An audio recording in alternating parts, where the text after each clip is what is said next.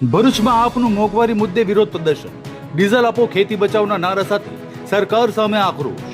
ભરૂચમાં આમ આદમી પાર્ટી દ્વારા વધતી મોંઘવારી, ડીઝલના ભાવ વધારા અને ખેડૂતોના પ્રશ્નોને લઈને વિરોધ પ્રદર્શન યોજાયું હતું। ડીઝલ આપો ખેતી બચાવો અને મોંઘવારી હટાવો દેશ બચાવોના ગગનભેદી નારાઓ સાથે કાર્યકરોએ સરકારની નીતિઓ સામે ભર્યો રોષ વ્યક્ત કર્યો હતો। આમ આદમી પાર્ટીના આગેવાનો અને કાર્યકરો મોટી સંખ્યામાં એકત્રિત થઈ રેલી સ્વરૂપે ભરૂચ કલેક્ટર કચેરીએ પહોંચ્યા હતા, જ્યાં કેન્દ્ર અને રાજ્ય સરકારની નીતિઓના વિરોધમાં સૂત્રોચ્ચાર કરી કલેક્ટરને આવેદનપત્ર પાઠવ્યું હતું। આમ આદમી પાર્ટીના આગેવાનોનું કહેવું હતું કે સતત વધી રહેલા ડીઝલ ભાવ અને મોંઘવારીના કારણે ખેડૂતો તેમજ સામાન્ય જનતા આર્થિક સંકટનો સામનો કરી રહી છે। ખેડૂતોની ખેતી ખર્ચાળ બની રહી છે, ત્યારે સરકાર તાત્કાલિક રાહત માટે પગલાં ભરે તેવી માંગ સાથે વિરોધ નોંધાવવામાં આવ્યો।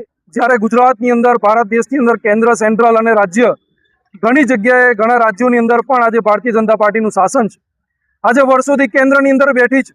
કેન્દ્રની અંદર બેઠા પછી પણ આ લોકો દિન પ્રતિદિન આજે મોંઘવારી વધારી રહ્યા છે।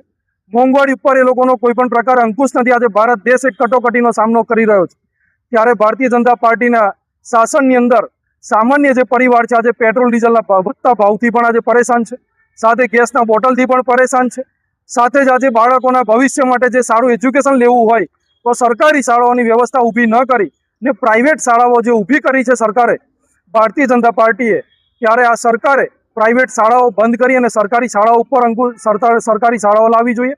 એનું શિક્ષણ સુધારવું જોઈએ। સરકારી શાળાઓનું શિક્ષણ નથી સુધરતું। મજબૂર મા બાપ આજે પ્રાઇવેટ શાળાની અંદર મોંઘી ફીઓ ભરીને પણ આજે પોતાના બાળકોને ઉજ્જવળ ભવિષ્ય માટે સંઘર્ષ કરી રહ્યો છે, ત્યારે આમ આદમી પાર્ટી આજે સમગ્ર ગુજરાતની અંદર આ મુદ્દાને લઈ મોંઘવારી ઘટાડવા માટે આજે આમ આદમી પાર્ટીએ સમગ્ર ગુજરાતમાં જિલ્લા કલેક્ટરશ્રીને આવેદનપત્ર પાઠવ્યું છે।